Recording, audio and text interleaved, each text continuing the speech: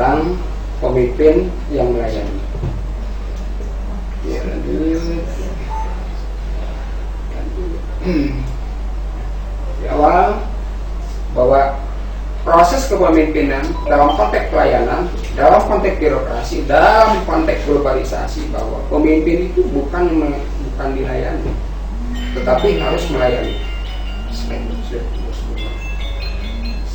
Nah, jadi ini model yang lama, ya, dimana pemimpin yang dulu itu inginnya dilayani. Kondisi saat ini tidak seperti itu. Jadi apa yang dia lakukan, apa yang dia tugaskan, suka ataupun tidak suka, bisa ataupun tidak bisa, itu telan saja tanpa ada apa namanya semacam saran atau masukan atau kritik. Nah, di kondisi saat ini di era modernisasi, bahwa pegawai itu adalah aset yang sangat berharga. Oleh sebab itu, orang itu punya talenta, orang itu punya kompetensi, orang itu punya kemampuan, tetapi jarang diberdayakan. Kenapa? Itu tinggal Bapak Ibu tanya di sini. Ya. Justru malah pada tataran top, ya, kalau di kita itu setingkat bupati atau setingkat kepala dinas, posisinya di bawah. Karena itu berkontribusi, kalau dia tidak bisa memberikan pelayanan pada level yang lebih bawahnya, maka konsekuensinya mungkin hanya sebatas gugur kewajiban atau yang disebut eksklusivisme, menerima dan perintah. Nah, ini sudah tidak seperti lagi Pak Desi.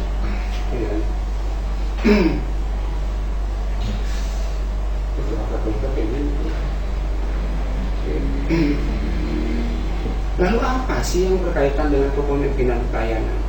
Maka konsepnya pertama, atau perbedaan pada level tadi, ya, pemimpin yang top leaders itu ya setingkat kepala badan, kepala dinas, maka posisinya di strategis, ya, membangun visi, mampu menggerakkan orang lain melalui arts tadi, seni tadi, motivasi itu seni. Jadi jangan ada kesan bahwa bawahan yang produktif, yang aktif, kesannya sama. Jadi ada yang hadirnya paling awal, tapi tidak diapresiasi. Nah, apresiasi bukan hanya dalam bentuk ribut. Senyuman itu merupakan, saya kira, excellent, ya, service juga. Dan orang ini merasa dihargai hanya karena gara-gara senyuman. Jadi tidak hanya berdasarkan pada, bahkan kadang-kadang kan sampai tidak tahu bawahan yang bekerja apapun, atau mungkin hanya fingerprint awal, nanti pulang, nanti muncul lagi di fingerprint pulang. Nah, itu saya kira kondisinya dimotivasi.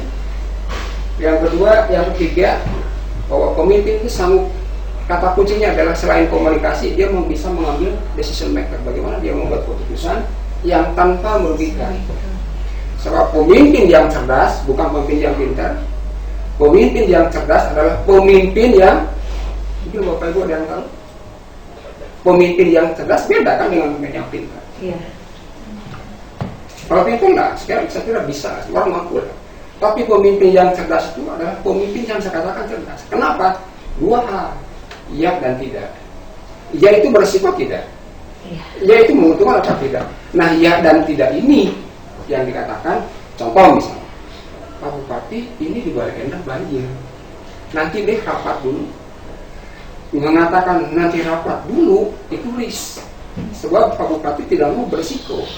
Tapi dampaknya, karena ini harus diselesaikan dengan segera, tidak bisa dong pakai demokrasi, mungkin pakai otoriter karena kondisinya sangat urgent sekali. Next, mampu menangani berbagai macam problem atau masalah. Apa sih masalah itu? Ada yang tahu Bapak Ibu masalah apa? Ketidaksesuaian antara harapan dan Saya katakan gini lah, itu pintu rusak. Masalah bukan? salah. Kalau saya bukan masalah. Kondisi. Kalau itu pintu rusak, ganti aja, selesai kan? Setuju ya? Pintu rusak, masalah bukan menurut saya. Kenapa? Rusak ganti saja, selesai kan? Yang jadi masalahnya bagaimana menggantinya? Siapa yang harus menggantinya? Kapan selesainya? Berapa duit yang harus dikeluarkan? Itu masalah. Jadi kalau pintu rusak, itu bukan masalah. Betasnya kena ingat. Yang terakhir, dia punya integritas yang disebut jujur dan berintegritas. Ini dalam konteks Pancasila. Nah, kita ini sudah jauh tertinggal. Di Amerika itu atau di Jepang itu atau di Australia itu yang disebut KPK itu bukan hanya pencegah, tapi bagaimana dia mengadakan pendekatan kepada birokrat. Nah, itu salah satu contoh. Kemudian bagaimana sih integritas sesungguhnya dalam konteks Pancasila? Nah, orang kan pertimbangannya banyak pertimbangan. Mau saya layani ketika ada kontribusinya. Saya tidak mau melayani, kenapa? Karena ada unsur budaya misalnya. Kesal atau mungkin ras juga.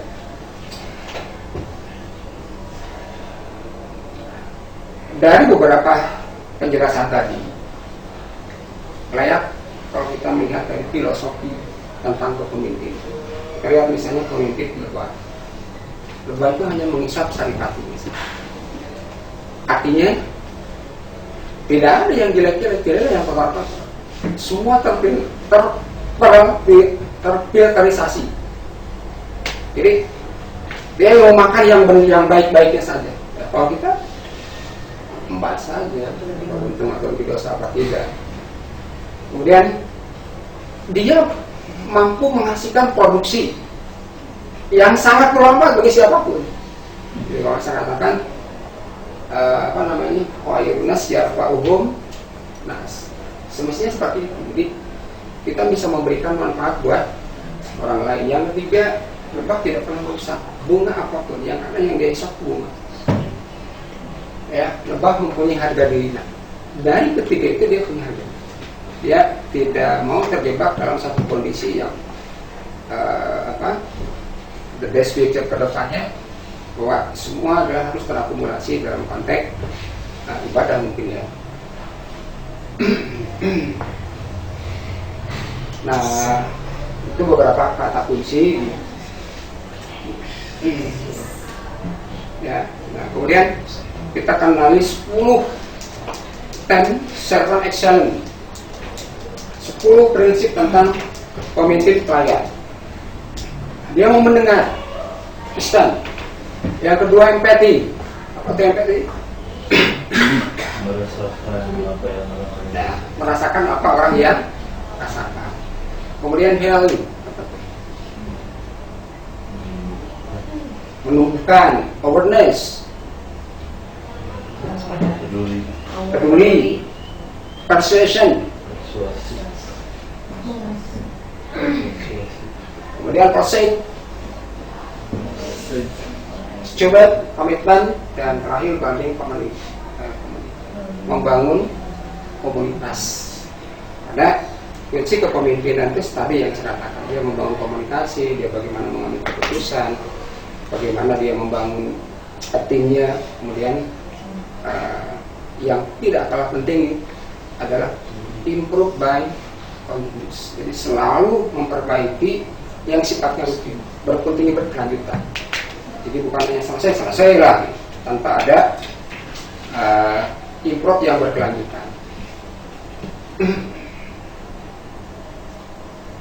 Nah, kemudian dari beberapa konsep tadi kita lihat bagaimana sih penerapannya dalam pelayanan Pancasila.